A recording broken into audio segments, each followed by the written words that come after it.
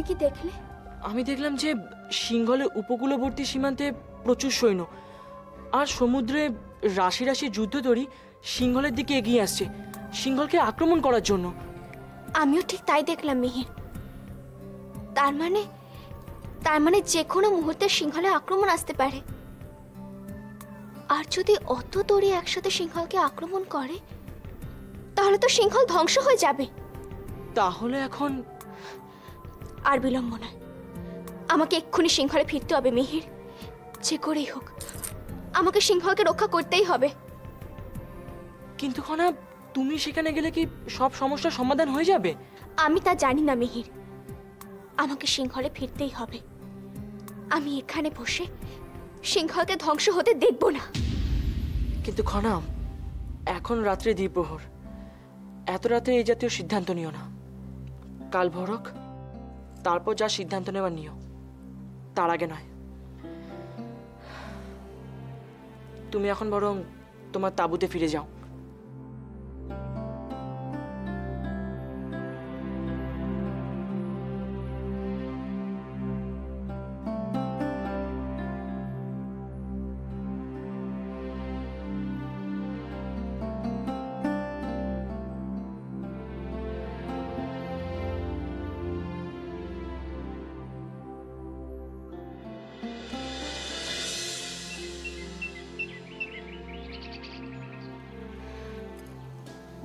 মিহির, আমাদের কিছু করা দরকার।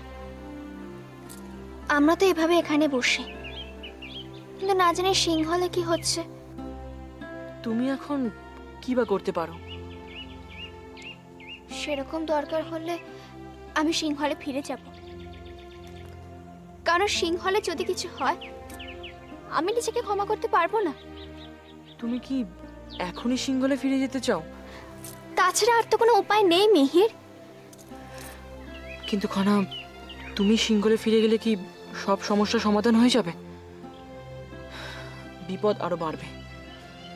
মিহির, আমি বিপদের ভয় নিজেকে লুকিয়ে রাখতে পারবো না। রাজকুমারী,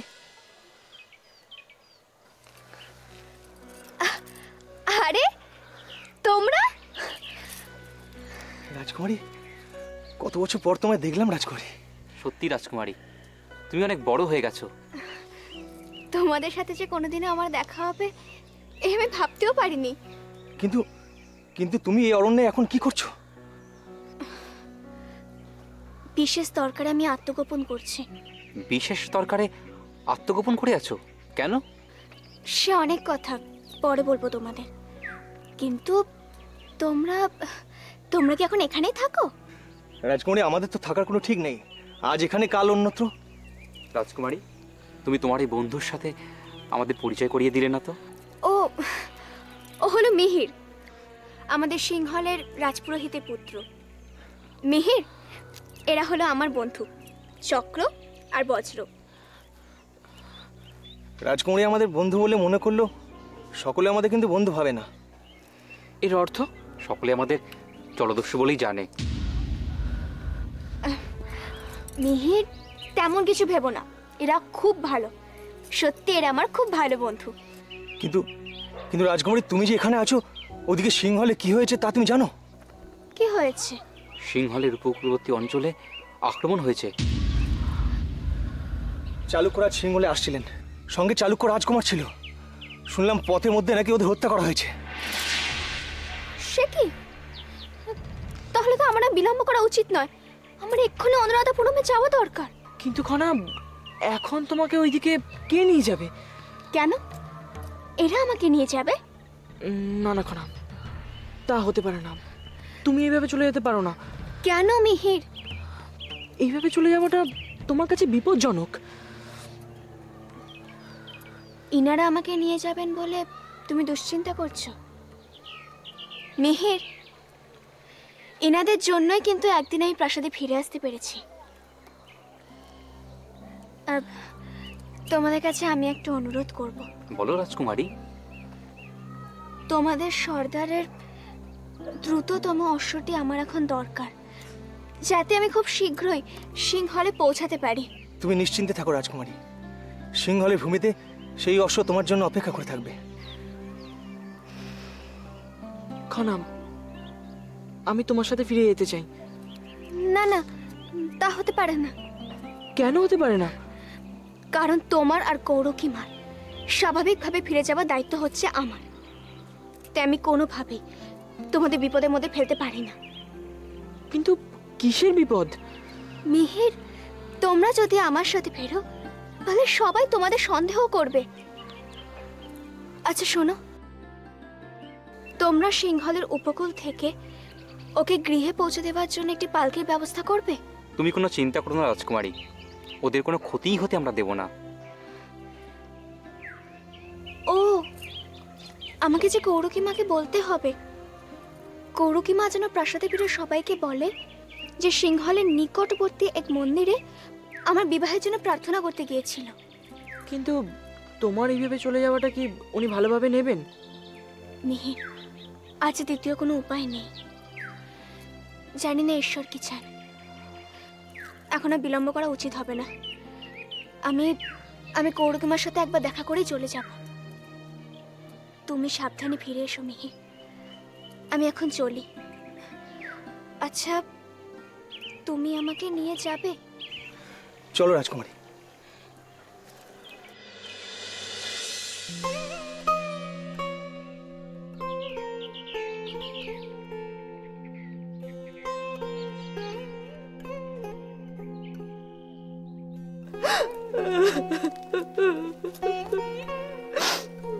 না ঐশিকা, না, আর কেঁদো না।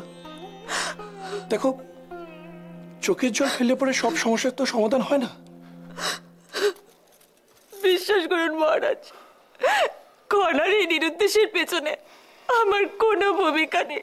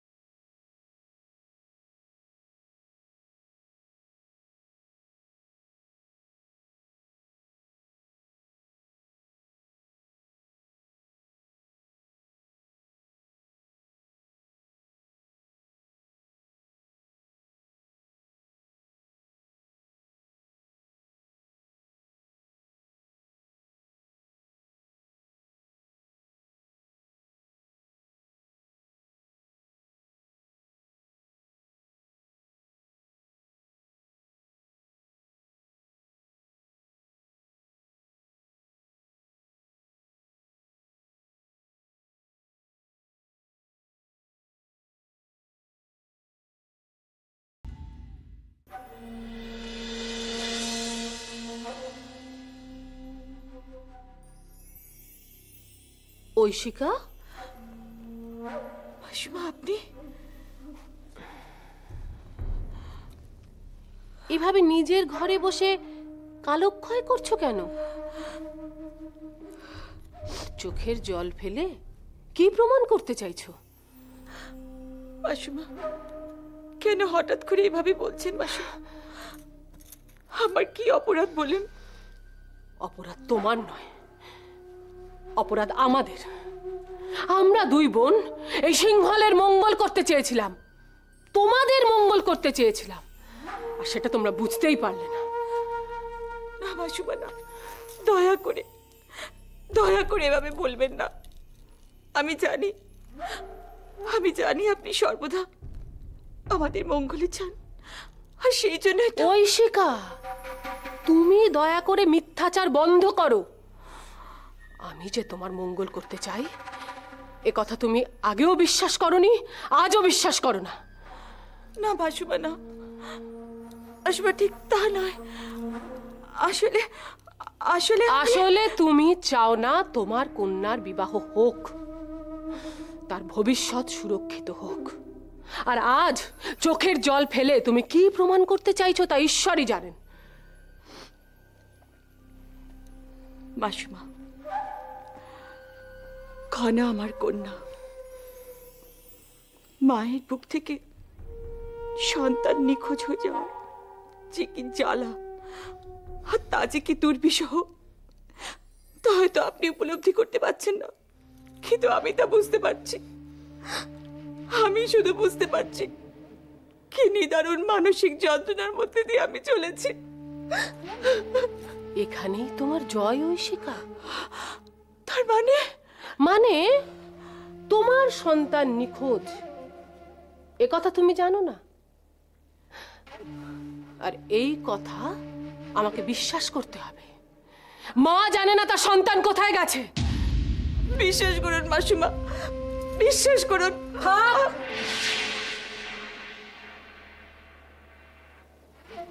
অনেক মিথ্যা কথা বলেছ। সন্তান তোমার, তার ভালো মন্দ বিচারের দায়িত্ব তোমারই। তবু গুরুজন হিসেবে একটা কথা না বলে পারছি না। কি কথা বলুন? খনা তোমার সন্তান এ কথা যেমন সত্য, তুমি এই সিংহলের রাজরানী এ কথাও কিন্তু সমান সত্য। সিংহলের প্রতি তোমার কিন্তু দায়িত্ব কর্তব্য থেকেই যায়।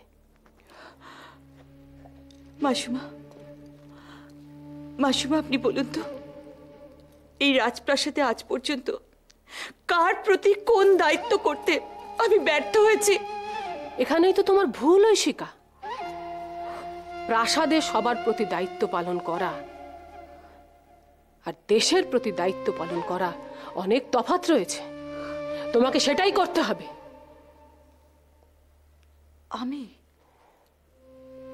আমি কিভাবে? কেন? আজ চালুক্যরা এদেশে আসছে, তাদের অভ্যর্থনার ব্যবস্থা তো তোমাকেই করতে হবে।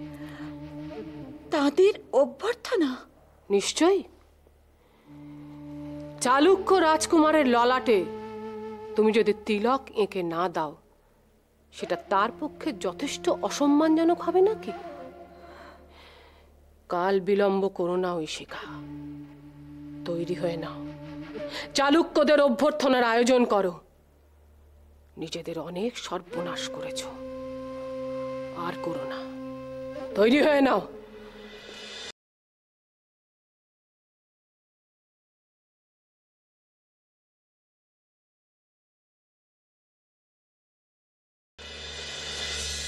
মহারাজ, রাজকুমারী খনার বিষয়ে এখনো পর্যন্ত কোনো সংবাদই পাওয়া যায়নি, তাই না?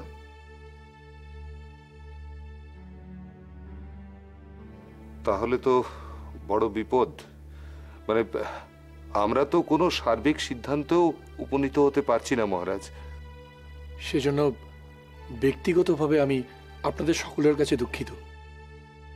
আর এই কথা আমি সিংহলের রাজা হিসেবে নয়, খনার পিতা হিসেবে বলছি।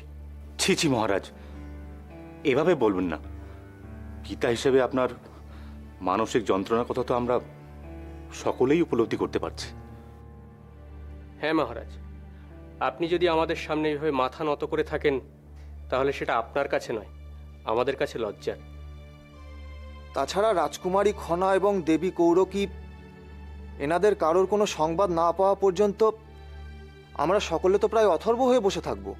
সব থেকে বড় কথা, ওনাদের যদি তেমন কোনো বিপদ হয়, মানে চারদিকে পরিবেশ পরিস্থিতিটা ততটা সুবিধাজনক নয়। ঈশ্বরের দোহাই, এমন অশুভ কথা মুখেও আনবেন না। আমার স্থির বিশ্বাস ওনারা যেখানেই থাকুন ভালো আছেন, সুস্থ আছেন। আমাদের সকলেরই একই প্রার্থনাও থাকবে, কিন্তু এই কথাও তো সত্য যে আমরা কেউই চিন্তামুক্ত হয়ে থাকতে পারছি না। তাছাড়া রাজকুমারী খনা সঠিক সময়ে ফিরে না এলে আমরা সকলে তো প্রায় ধ্বংসের মুখে পড়ে যাব। এই মুহূর্তে আমাদের চালুক্যদের সঙ্গে সন্ধি স্থাপন করাই একমাত্র উপায়, কিন্তু রাজকুমারী খনা যদি এই সময় অনুপস্থিত হন তাহলে তো। মহারাজ, গোটা সিংহলে ভালোভাবে খোঁজ নেওয়া সত্ত্বেও রাজকুমারী খনার কোনো সন্ধানই আমরা পাইনি। তার অর্থ বোধহয় রাজকুমারী বর্তমানে দেশের বাইরে আছেন। আমার মনে হয় রাজকুমারীর নিরুদ্দেশ হওয়ার পেছনে যদি দেবী কৌরকীর কোনো ভূমিকা থেকেও থাকে তাহলে তার সুমতি হবেই। সবকিছু সর্বনাশ হয়ে যাওয়ার আগেই উনি খনাকে নিয়ে প্রাসাদে ফিরে আসবেন। ক্ষমা করবেন,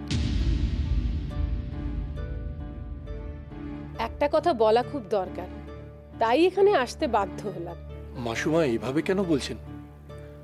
আপনি গুরুজন, এই দুঃসময়ে আপনার যে কোনো বক্তব্য শিরোধার্য। একটা কথা জেনে রেখো উপদেশ্য, তোমরা কিন্তু আলোচনার মূল বিষয় থেকেই সরে যাচ্ছ। অর্থাৎ খনা এখন মূল আলোচ্য বিষয় নয়। খনাকে নিয়ে আলোচনা করে আপনারা সময় নষ্ট করছেন মাত্র। এখন আপনাদের আলোচ্য বিষয় হওয়া উচিত চালুক্যরা সিংহল এলে তাদের কিভাবে অভ্যর্থনা জানাবেন। সেটাই তো বক্তব্য। চালুক্যরা সিংহলে এলেই তো রাজকুমারী খনার খোঁজ পড়বেই, তখন আমরা কি করব? আপনি ভুল করছেন মন্ত্রীমশাই। চারদিকের এই দুরবস্থার মধ্যে আগে চালুক্যরা সিংহলে ঠিকভাবে এসে পৌঁছক, তাদের উপযুক্ত অভ্যর্থনার ব্যবস্থা করা হোক, তারপর না হয় রাজকুমারীর প্রসঙ্গে আসা যাবে। কিন্তু চারদিকের এই গন্ডগোলের মধ্যে চালুক্যরা যদি ঠিকভাবে সিংহলে এসে পৌঁছতে না পারে তাহলে কি অবস্থা হবে একবার ভেবে দেখুন তো।